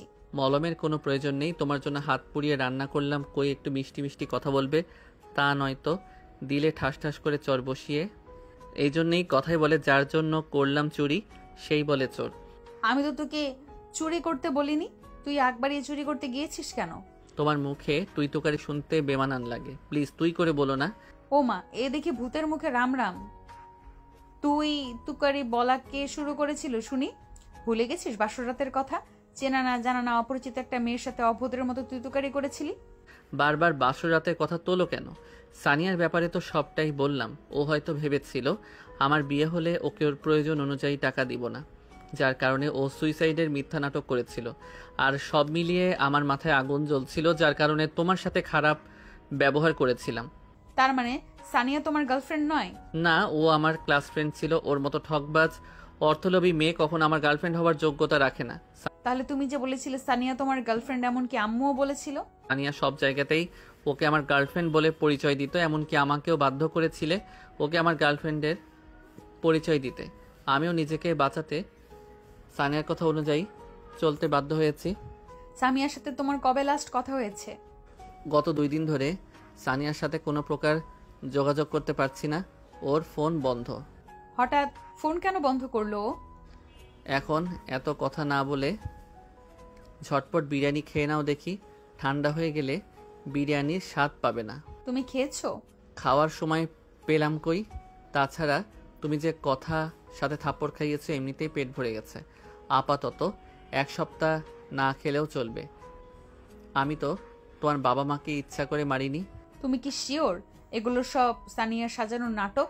নয়তো আমি জানিও না আসলে কি কোনো অ্যাক্সিডেন্ট হয়েছিল নাকি সবটাই সাজানো নাটক, কারণ আমি নেশার ঘরে ডুবেছিলাম। সানিয়া আমাকে যেভাবে বলেছিল আমি সেইভাবেই বিশ্বাস করে নিয়েছিলাম। সরি, আসলে আমি সত্যটা না জেনে বুঝে তোমাকে অনেক কথা শুনিয়েছি। আমার প্রথম থেকেই সন্দেহ ছিল আমার বাবা মায়ের মৃত্যু অ্যাক্সিডেন্ট হয়নি, তাদেরকে পরিকল্পিতভাবে খুন করা হয়েছে। আর আমার ধারণাটাই সত্যি হয়েছে। সেদিন তোমার গাড়িতে আমার বাবা মায়ের অ্যাক্সিডেন্ট হয়নি। হয়তো। আমার মনে হয় সানিয়া তোমাকে ঘোলের সাথে নেশা জাতীয় দ্রব্য মিশিয়ে খাইয়েছিল, কারণ ঘোল খেলে এতটাও নেশা হয় না। এর পেছনে নিশ্চিত সানিয়ার কোনো হাত রয়েছে, আর যেখানে তুমি শুধুমাত্র দাবার গুটি হিসেবে ব্যবহৃত হয়েছো। কিছুক্ষণ আগেই তো বললে আমি তোমার বাবা মায়ের খুনি, আর এখনই বলছো আমি কিছু করিনি। কিন্তু তুমি এত কিছু জানলে কিভাবে? আর বিয়ের একদিন আগে আমার ফোন পানিতে পড়ে নষ্ট হয়ে যায়। এতদিন ফোন সার্ভিং ছিল। আজ যখন ফোন পুনরায় চালু করলাম তখন এই মেসেজগুলো দেখে বুঝতে পেরেছি আমার বাবা মায়ের খুন মেসেজের অপর পাশের ব্যক্তি করেছে, যার সাথে সানিয়াও জড়িত রয়েছে। তারপর সেই ফোন বের করে আকাশকে সেদিনের মেসেজগুলো দেখায়। কেউ একজন মেসেজে লিখেছে, তোমাকে আমি কিছুতেই অন্যের হতে দিব না টিয়া পাখি। তোমাকে পাওয়ার জন্য এত পরিশ্রম করেছি, সেই পরিশ্রমে কিছুতেই ব্যর্থ হতে পারে না। পরের দিনও লোকটা আরও একটা মেসেজ পাঠিয়েছে, আমি ব্যর্থ হয়ে গেলাম, পারলাম না বিয়েটা আটকাতে। আমি চেয়েছিলাম তোমার বিয়ে ভেঙে দেওয়ার পর সবাই যখন তোমাকে আঙুল তুলবে তোমার দিকে, ঠিক তখনই আমি ভালো মানুষ সেজে তোমার সামনে যাব, তোমাকে বিয়ে করে আমার করে নিব। কিন্তু আমার সব প্ল্যান ভেস্তে দিয়ে কোথা থেকে যেন ওই বুড়ি তার কচি ছেলে নিয়ে উদয় হলো, আমার বুকে আগুন জ্বালিয়ে দিয়ে। তুমি হয়তো এতক্ষণে বাসরে মগ্ন হয়ে গেছো। বিশেষ করে পাখি, আমার কলিজা ছিঁড়ে যাচ্ছে। মনে হচ্ছে তোমার ওই জুনিয়র বরকে ঠিক সেইভাবে মৃত্যু দেই যেভাবে তোমার বাবা মাকে দিয়েছিলাম। বাহ, এ তো দেখছি তোমার সাইকো প্রেমিকার জন্য বাবা মাকে খুন। ভাবা যায় কত ভালোবাসে তোমাকে। রিমি আবারও কাঁদতে বসলে আকাশ বলে, এ কি সিনিয়র বেবি, তুমি কান্না করছো কেন? আমি তো মজা করছিলাম। দেখো যা হবার তা তো হয়ে গিয়েছে। আমরা এখন চাইলেও আঙ্কেল আন্টিকে ফিরিয়ে নিয়ে আসতে পারবো না, কিন্তু আঙ্কেল আন্টির খুনিকে বের করে ঠিক শাস্তি দিতে পারবো। তুমি চিন্তা করো না সিনিয়র বেবি, আমি আছি তোমার সাথে। আর সানিয়ার সাথে আমারও অনেক বোঝাপড়া বাকি আছে। এখন ঝটপট চোখের পানি মুছে তাড়াতাড়ি খেয়ে নাও তো। তুমিও তো খাওনি, আর হাতের যা অবস্থা মনে হয় না হাত দিয়ে খেতে পারবে। হা করো, আমি খাইয়ে দেই। তাদের খাওয়া দাওয়া শেষ হলে আকাশের জরুরি একটা কল আসে, এসে বাইরে কথা বলতে চলে গেল। আর রিমি আকাশের আম্মুর রুমে গিয়ে অফিসের বিষয়ে আলোচনা করতে লাগলো। রাতে ঘুমাতে এসে রিমি দেখলো আকাশ সোফায় ঘুমানোর জন্য গোছাচ্ছে। বিয়ের পরের দিন থেকে রিমি আর আকাশ একই রুমে থাকলেও একই বিছানায় থাকে না। রিমি বিছানায় থাকে আর আকাশ সোফাতে। রিমি আকাশকে বলল, আকাশ তুমি বিছানায় শুয়ে পড়ো, আমি বরং সামিয়ার সাথে বা অন্য কোনো রুমে ঘুমিয়ে পড়বো। এত বড় একটা বিছানা থাকতে তুমি অন্য রুমে কেন যাবে সিনিয়র বেবি? তোমার চোখে ঘুমাতে কষ্ট হবে, এখন যা শীত পড়েছে। তুমি যদি চাও আমরা বেড শেয়ার করতেই পারি। Are you sure? একদম শিওর। ফ্রিতে সার্কাস দেখতে হবে না তো? একদমই না, আজকে ট্রাউজার পরেছি, সো সার্কাস দেখানোর কোনো চান্সই নেই। ঠিক আছে তুমি শুয়ে পড়ো। আগামীকাল আমার অফিস খোলা, কিছু কাজ আছে, সেই দিনই তারপর শুয়ে পড়বো। ঠিক আছে, গুড নাইট সিনিয়র বেবি। এই দাঁড়িয়ে যাও। আবার কি হলো সিনিয়র বেবি? তুমি যে শুতে যাচ্ছ, মশারি কে টানাবে? এতদিন তো তুমি টানিয়েছো, তাহলে আজ প্রশ্ন উঠছে কেন? এতদিন আমি বিছানায় একা ছিলাম, তাই মশারি আমি টানিয়েছি। আজকের থেকে যেহেতু তুমিও থাকবে, তাই সপ্তাহে 4 দিন আমি মশারি টানাবো, আর বাকি 3 দিন তুমি টানাবে। সো তাড়াতাড়ি মশারি টানিয়ে শুয়ে পড়ো। আর হ্যাঁ, তোমার মুখে যেন আর কখনো অন্য কোনো মেয়ের নাম না শুনি। বিয়ে হয়েছে, এখন নজর ঠিক করতে শিখো। আমি নজর ঠিক করবো আর তুমি ওই সাইকোর সাথে ইটিস পিটিস করবে, তাই তো? ইটিস পিটিস আবার কি? এটা বলে কি বোঝাতে চাইছো? ওই সাইকোকে তো আমি ঠিক খুঁজে বের করব। আমার থেকে বাবা মাকে কেড়ে নিয়েছে, এত সহজে ওকে আমি ছেড়ে দেবো ভেবেছো? কখনো না। তারপর রিমি অফিসের কাজে ব্যস্ত হয়ে পড়ে আর আকাশ ঘুমিয়ে যায়। রিমি সবেমাত্র কয়েকটা ফাইল রেডি করেছে, হঠাৎ মেসেঞ্জারের টুং শব্দে ধ্যান ভেঙে গেল। সেই সাইকোর নাম্বার থেকে একটা মেসেজ আর একটা ছবি এসেছে। ছবিটা স্পষ্ট দেখা যাচ্ছে না। মেসেজে লেখা ছিল, টিয়া পাখি, খুব শীঘ্রই তোমাকে আমার জন্য আবারও লাল শাড়িতে পড়তে হবে। তোমার আর আমার মাঝে কোনো থার্ড পার্সনকে আমি অ্যালাউ করব না। তোমার ওই জুনিয়র বরেরও ঠিক এই ছবিটার মতো হাল করব। রিমির হাত পা কাঁপছে। ফোনের স্ক্রিনে ছবিটা শো করার সাথে সাথেই এক পলক ছবির দিকে তাকিয়ে রিমি এক চিৎকার দিয়ে অজ্ঞান হয়ে নিচে পড়ে গেল। আকাশের সবেমাত্র চোখ লেগে এসেছিল। হঠাৎ রিমির চিৎকারে তড়িঘড়ি করে উঠে দেখে রিমি মেঝেতে অজ্ঞান হয়ে পড়ে আছে। আকাশ কি করবে বুঝে উঠতে পারছে না। এত রাতে তার মাকে ডাকা ঠিক হবে না ভেবে নিজেই রিমির কাছে গেল। সিনিয়র বেবি, কি হলো তোমার? কিছুক্ষণ আগেও তো ভালো ছিলে, হঠাৎ কি হয়ে গেল? আকাশ পানি নিয়ে এসে রিমির মুখে ছিটিয়ে দিতে রিমির জ্ঞান ফিরল। সিনিয়র বেবি, ঠিক আছো তুমি? কি হয়েছিল তোমার? হঠাৎ করে জ্ঞান হারালে কেন? কাটা হাত সায়ান। কিসের কাটা হাত আর কোথায়? ওই সাইকো একটা কাটা হাতের ছবি পাঠিয়েছে। কার হাতের? ওই কাটা হাত আর কারণ নয়, বরং আমার আম্মুর অনামিকা আঙুলে যে আংটিটা দেখছো, এটাই আমার জমানো টাকা দিয়ে আম্মু আব্বুর বিবাহবার্ষিকীতে আম্মুকে গিফট করেছিলাম। আমার স্পষ্ট মনে আছে, আমরা যেদিন ট্যুরে যাওয়ার জন্য বের হয়েছিলাম তখন আম্মু এই আংটিটা পরেছিল। এরপর রিমি আর কিছু বলতে পারলো না। বলার আগেই ওই সাইকোর নাম্বার থেকে কল আসলো। রিমি কলটা রিসিভ করতেই ফোনে অপর প্রান্ত থেকে চাপা একটা কণ্ঠস্বর ভেসে আসলো। হয়তো লোকটা ভয়েস চেঞ্জ করে কথা বলছে যাতে রিমি চিনতে না পারে। টিয়া পাখি, এতক্ষণে নিশ্চয়ই বুঝতে পারছো কাঁধা হাতটা তোমার শাশুড়ির, মানে তোমার আম্মুর। বিশ্বাস করো পাখি, আমি তোমার আব্বু আম্মুকে মারতে চাইনি, কিন্তু কি করতাম বলো? তাদেরকে বারবার বোঝানোর পরেও তারা বুঝতে চায়নি। তারা তো তোমাকে আমার হাতে তুলে দিতে চায়নি, তাই তো তাদের এই করুণ পরিস্থিতির শিকার হতে হলো। খুব শীঘ্রই তোমার ওই জুনিয়র বরেরও এমন অবস্থা হবে। তোমার আর আমার মাঝে যে আসবে তার ঠিক এই অবস্থা হবে। কে আপনি? কাপুরুষের মতো লুকিয়ে রয়েছেন কেন? সাহস থাকলে সামনে এসে চোখে চোখ রেখে কথা বলুন, আমিও আপনার সাহস দেখতে চাই। উপস পাখি, তোমার সেই রাগ যে ঠিক আগের মতো রয়ে গেছে। আসবো তো পাখি, খুব শীঘ্রই তোমার সামনে আসবো, তবে বিয়ের শেরনি মাথায় পাগড়ি পরে। কিন্তু তার আগে তোমার জুনিয়র বরকে তার নির্দিষ্ট জায়গায় পৌঁছে দিতে হবে তো। তোমার সেই চাওয়া কখনোই পূরণ হবে না। আকাশের গায়ে হাত তোলা তো দূরের কথা, ওর দিকে তাকিয়ে দেখো। ট্রাস্ট মি, আমি তোর চোখ তুলে নিয়ে লুডো খেলবো। আমি তো ভয় পেয়েছি পাখি, জুনিয়র বরের প্রতি এত ভালোবাসা। Oh my god, true love. Senior baby, কি ব্যাপার বলো তো? আমাকে ভালো টালো বেসে ফেললে নাকি? আমাকে মারার কথা বলতেই এত হাইপার হয়ে গেলে যে। একটু শুতে দাও। সিনিয়র বেবি, কথা বলছো না কেন? শরীর খারাপ লাগছে? মমকে ডেকে দিব? আকাশ যেন মুহূর্তের মধ্যেই বুঝদার হয়ে গেল। রিমিকে নিজের বুকে টেনে নিয়ে মাথায় বিলি কেটে দিতে লাগলো। রিমিও বাচ্চাদের মতো আকাশের বুকে গুটিসুটি মেরে পড়ে রইল। নিজের থেকে 2 বছরের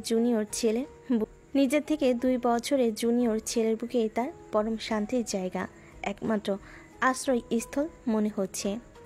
অনেকদিন কেটে গেছে, কিন্তু যতবারই রিমি আকাশের সাথে স্বাভাবিক হতে যায় ততবারই আকাশকে হারানোর ভয় জেঁকে বসে। ওই সাইকোটাকে রিমি এই কয়দিন 1000বার চেষ্টা করেছে খোঁজার, কিন্তু ফলাফল শূন্য। খুবই চতুর একটা লোক ওই সাইকোটা, যে নাম্বার দিয়ে রিমিকে ফোন করে মেসেজ করে সেই সিম কার্ডটা রেজিস্ট্রেশন করা না, যার কারণে লোকেশনও ট্রেস করা যাচ্ছে না। তবুও রিমি আর আকাশ চেষ্টা করছে খুব শীঘ্রই সাইকোটার পর্ব শেষ করে তাদের অপূর্ণ ভালোবাসার পূর্ণতা দেওয়ার। রিমি অফিসে যাবে, যাওয়ার আগে রান্না বান্না করে সবার সাথে খেতে বসে। সবাই খাবার টেবিলে চুপচাপ বসে খাচ্ছিল। নীরবতা ভেঙে সামিয়া বলল, আপু, একটা কথা বলবো? হ্যাঁ বল। আমি একজনকে ভালোবাসি আপু। হোয়াট? এইটুকু বয়সে লাভ? তো কে সেই ভাগ্যবান পুরুষ যে কিনা এতটুকু বয়সেই আমার ননদের মন কেড়ে নিল? তোমার অফিসের বস। পাগল হয়ে গেছো তুমি? স্যার আর তোমার বয়সের পার্থক্য জানো? ভালোবাসা কখনো বয়স দেখে হয় না আপু। ভাইয়া তো তোমার 2 বছরের জুনিয়র, কিন্তু আমি তোমার চোখে ভাইয়ের জন্য অনেক ভালোবাসা দেখেছি। আমার সাথে তোমার তুলনা করছো কেন সামিয়া? তাছাড়া আম্মু কখনো এই সম্পর্ক মেনে নেবে না। আমি তো তোমার কাছে এতদিন কিছু চাইনি। প্লিজ আপু, আমার এই চাওয়াটুকু তুমি পূরণ করো। ঠিক আছে, দেখছি আমি কি করা যায়। সামিয়া খুশিতে রিমিকে চুমু খেয়ে বলল, আই লাভ ইউ আপু। Love you two. রিমি রান্নার পর্ব শেষ করে সকাল সকাল নাস্তা সেরে স্কুলে যাওয়ার জন্য রেডি হচ্ছে। এমন সময় আকাশ এসে রিমিকে পিছন থেকে জড়িয়ে ধরে। ব্যাপারটা রিমি এনজয় করলেও আকাশকে বুঝতে না দিয়ে গরম চোখে তাকালো। আকাশ, কি শুরু করেছো? দেখেছো তো রেডি হচ্ছি। ইদানিং তোমার খুব সাহস বেড়েছে, তাই না? আমি যে তোমার সিনিয়র, এটা কি ভুলে গিয়েছো? সিনিয়র হও বা জুনিয়র হও, তুমি আমার বিয়ে করা বউ। আমার অধিকার আছে তোমাকে জড়িয়ে ধরার। আমি আমার বউকে জড়িয়ে ধরেছি, অন্য কাউকে তো জড়িয়ে ধরিনি। ও আচ্ছা। কি আর করবো বলো, ঘরে এত সুন্দরী বউ দেখলে শুধু আদর করতে মন চায়। অবশ্য তুমি যদি চাও অন্য মেয়েকে পটিয়ে তার সাথে। আকাশের বাকি কথাটুকু সম্পূর্ণ করতে পারল না, তার আগেই রিমি আকাশের গাল চেপে বলল, আর একবার যদি তোমার মুখে অন্য মেয়ের নাম শুনেছি, তোমার ঠ্যাং ভেঙে রুমে বসিয়ে রাখবো বলে দিলাম। তাহলে ভালোবাসি কথাটা বলে দাও। সব কথা বলে না হৃদয়, কিছু কথা বুঝে নিতে হয়। তাহলে কি ধরে নিব তুমি আমাকে ভালোবাসো সিনিয়র বেবি? রিমি আকাশকে আর কোনো উত্তর না দিয়ে রুমে চলে গেল। রেডি হয়ে অফিসের উদ্দেশ্যে বেরিয়ে গেল। আজকে অফিসে দুটো গুরুত্বপূর্ণ মিটিং ছিল। ডিউটি শেষ করে অনেক ক্লান্ত থাকায় ক্যান্টিনে চলে গেল। কিন্তু রিমি ক্যান্টিনে গিয়ে এতদিন পরে আবার সানিয়া দেখা পাবে ভাবিনি। আর আশ্চর্য করার বিষয় হলো সানিয়ার সাথে একটা হুডি পরা লোক রয়েছে। এখন তো খুব একটা শীত নেই, সারাক্ষণ হুডি পরে চোখ মুখ ঢেকে রাখার মতো শীত এখনো আসেনি। তাহলে কি এই হুডি পরা লোকটা কোনোভাবে নিজেকে আড়াল করতে চাইছে? এই লোকটাই সেই সাইকো নয় তো, যাকে আমি দীর্ঘ 2 মাস ধরে খুঁজে চলেছি? কে হতে পারে এই সাইকো লোকটা? ক্যান্টিনে সানিয়ার সাথে ওই হুডি পরা লোকটাই সেই সাইকো লোকটা। পরে রিমি দুজনের মধ্যে কথা কাটাকাটি দেখে রিমি সন্দেহ কারো হয়। রিমি আরেকটু এগিয়ে গিয়ে শুনতে পেল সানিয়া ওই হুডি পরা লোকটাকে বলছে, আসলে তুমি কখনোই আমাকে ভালোবাসোনি। দিনের পর দিন আমাকে ব্যবহার করে এসেছো। শুধুমাত্র তোমার কথায় আমি সেদিন আকাশের ঘোলের মধ্যে নেশা জাতীয় দ্রব্য মিশিয়ে ওকে জোর করে খাইয়েছিলাম। ওর গাড়িতে অ্যাক্সিডেন্ট না হওয়ার পরেও দিনের পর দিন ওকে ব্ল্যাকমেল করে ওর থেকে হাজার হাজার টাকা নিয়ে তোমাকে দিয়েছি। তো দেখো, আমার বিয়ে হয়েছে তো কি হয়েছে? তুমি বললে আমি এখনই রিয়ানকে ডিভোর্স দিয়ে দেবো, তারপর আমরা দুইজন নতুন করে সংসার শুরু করব। পাগল হয়ে গেছো তুমি? তুমি ভেবেছো আমি এত কিছু করেছি তোমাকে বিয়ে করার জন্য? নো ডিয়ার, আমার কাছে তুমি শুধুমাত্র একটা দাবার গুটি ছিলে আমার ভালোবাসার কাছে পৌঁছানোর জন্য। এখন শুধু ওই জুনিয়রকে শেষ করতে পারলেই আমার রাস্তা ক্লিয়ার। আমি থাকতে কখনই তোমার চাওয়া পূরণ হবে না। তুমি কি ভেবেছো এই সানিয়ার সাথে ছলনা করে পার হয়ে যাবে? তুমি আমার না মানে আর কারোরই না। কি করবে তুমি? তুমি এতদিন যে অপকর্ম করেছো, রিমির বাবা মাকে মেরেছো, এর সব প্রমাণ আমার কাছে আছে। আমি এখনই সেসব প্রমাণ পুলিশের হাতে তুলে দিব। আপনাদের আর কষ্ট করে পুলিশের কাছে যেতে হবে না ম্যাডাম, আমরা নিজেই আপনাদেরকে নিতে চলে এসেছি। পুলিশ দেখে সানিয়া আর ওই হুডি পরা লোকটা চমকে উঠে বলল, আপনারা এখানে? জি, আমরা এতক্ষণ আপনাদের সমস্ত কথা আমরা শুনেছি, তাই আলাদা করে কোনো প্রমাণের প্রয়োজন নেই। এবার চলুন আপনাদের শ্বশুরবাড়ি। পুলিশ সানিয়া আর ওই সাইকোকে ধরে নিয়ে যাবে সেই মুহূর্তে রিমি বলে উঠল, দাঁড়ান অফিসার, আমিও দেখতে চাই কে আমার সাইকো প্রেমিক, যে কিনা আমার জন্য আমার বাবা মাকে খুন পর্যন্ত করতে দ্বিধাবোধ করেনি। আপনি কে? আমি রিমি, আমি আপনাদের ইনফর্ম করেছিলাম এখানে আসার জন্য।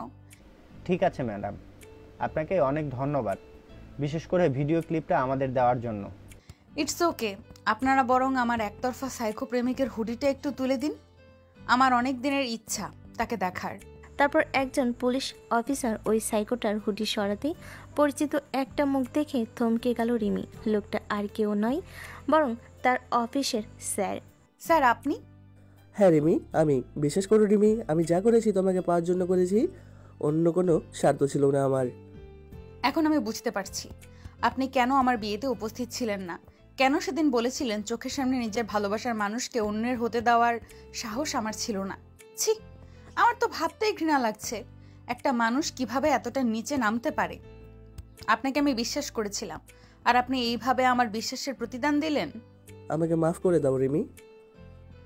অফিসার, এক্ষুনি আমার সামনে থেকে এই দুইজনকে নিয়ে যান, না হলে আমি এদেরকে খুন করে বসবো। সানিয়া এসে রিমির পা জড়িয়ে ধরল। সানিয়া, কি করছো? পা ছাড়ো বলছি, না হলে কিন্তু আমি তোমাকে লাথি দিয়ে ফেলে দিব। তোমার যা ইচ্ছে করো, তবু আমাকে পুলিশে দিও না প্লিজ। আমি যা করেছি তোমার স্যারের কথা অনুযায়ী করেছি। ক্যারিয়ার গড়ার আগেই তুমি ভেঙে দিও না। তোমার এই ন্যাকা কান্নায় আমাকে তুমি ভোলাতে পারবে না। যাও, তোমার যোগ্য স্থানে চলে যাও। রিমি প্রেগনেন্ট, তাই রান্নাঘরে এখন আর যায় না। টুকটাক ঘর গোছগাছ এর কাজ করছিল, তখনই আকাশ এসে জড়িয়ে ধরে পিছন থেকে। আশ্চর্য, তুমি আমার বিয়ে করা বউ। জড়িয়ে ধরেছি, চুমু দিয়েছে, এতে লজ্জা পাওয়ার কি আছে? বউ তো আদর সোহাগ করার জন্যই, তাই না? তাই বলে যেখানে সেখানে তোমার আদর্শ সোহাগের ডালা খুলে বসবে? আর এখন থেকে তুমি অফিসেও যেতে পারবে না। আই মিন, চাকরিটা করছো না তুমি। বাসা থেকে স্কুলে জার্নি করে যাওয়া, তুমি অসুস্থ হয়ে পড়বে। কষ্টের ফল হিসেবে বেতন তো পাই। তোমার জুনিয়র বর যথেষ্ট টাকা ইনকাম করে, তার ইনকামের টাকা দিয়ে তোমার মতো 4টা বউয়ের ভরণ পোষণ চালাতে পারবে। তাই তোমার চাকরির কোনো প্রয়োজন নেই। কাল থেকে তুমি অফিস যাচ্ছ না, এটাই ফাইনাল। তুমি বাচ্চাদের মতো করছো কেন? সবে মাত্র কনসিভ হয়েছে, এখনই আমি বাবু সেজে রুমে বসে থাকবো? মনে হচ্ছে পৃথিবীতে এই প্রথম আমি মা হতে চলেছি, আর কোনো মেয়ে মা হয়নি। সিনিয়র বেবি, তুমি নিজেও জানো না আজকে আমি কতটা খুশি হয়েছি। পৃথিবীতে একটা ছেলের সব থেকে সুন্দর অনুভূতি কি জানো? তার প্রথমবারের মতো বাবা হওয়ার সংবাদ শোনা। প্রথমবার বাবা হওয়ার অনুভূতি পৃথিবীর সমস্ত অনুভূতিকে হার মানায়। এই অনুভূতি এতটাই আনন্দের যা শুধুমাত্র হৃদয় দিয়ে অনুভব করা যায়। আমার অনুভূতি তোমাকে বলে বোঝাতে পারবো না সিনিয়র বেবি, কিন্তু আমার খুবই টেনশন হচ্ছে তোমাকে নিয়ে। কেন? তোমার শরীরের যে অবস্থা, বেবি ক্যারি করতে পারবে তো? আমি চাই না আমাকে বাবা হওয়ার আনন্দ দিতে গিয়ে তোমার কোনো ক্ষতি হোক, তাই তো সাবধানে থাকতে হবে। তখনই রুমে আকাশের মা আসে আর তাকে বলে, শায়ান একটু বাইরে যাও তো, কুয়াশার সাথে আমার কিছু কথা আছে। আশ্চর্য, আমার বউ, আমার বাচ্চা, আর আমাকে তাড়িয়ে দিচ্ছ আম্মু? এটা কিন্তু আমার সাথে ঘোর অন্যায় করা হচ্ছে। তুমি যাবি এইখান থেকে? যাচ্ছি তো। আকাশ চলে যেতেই আকাশের আম্মু এসে রিমির 2 হাতে 2টা বালা পরিয়ে দিয়ে বলল, আমি বিয়ের পরে তোকে বলেছিলাম আমার অবুঝ ছেলেটাকে একটু বোঝদার বানাতে পারলে তোকে কিছু গিফট করব। আজ তুই এত ভালো একটা খুশির সংবাদ দিলি, তাই আজ তোর জিনিস তোকে দিয়ে দিলাম। জানিস তো মা, তোর বাবাও অনেক খুশি হয়েছে। সে তো দাদু হওয়ার সংবাদ শুনেই বাজার করতে চলে গিয়েছে। আজকে নাকি তোকে নিজের হাতে রান্না করে খাওয়াবে। সত্যি আঙ্কেল আমাকে মেনে নিয়েছে? হ্যাঁ, কিছুদিন পরে নাতি নাতনি আসবে, তার দল ভারী হবে, সেই আশাতেই মেনে নিয়েছে। একই রিমি, কান্না করছিস কেন? এ তো সুখের কান্না। পাগলি মেয়ে, এত কান্না করার কি আছে? আমি বলেছিলাম না, দেখিস একদিন সব ঠিক হয়ে যাবে। এখন একটু রেস্ট কর, আসছি আমি। ঠিক আছে আম্মু। আজকে রিমি ডেলিভারি ডেথ। অপারেশন রুমে ঢোকার আগে রিমি আকাশকে বলে, মেয়ে বাচ্চা হলে তো তুমি বাবুকেই ভালোবাসবে, আমাকে আর ভালোবাসবে না আকাশ। কে বলেছে সিনিয়র বেবি, তোমার প্রতি আমার ভালোবাসা কখনো কমবে না।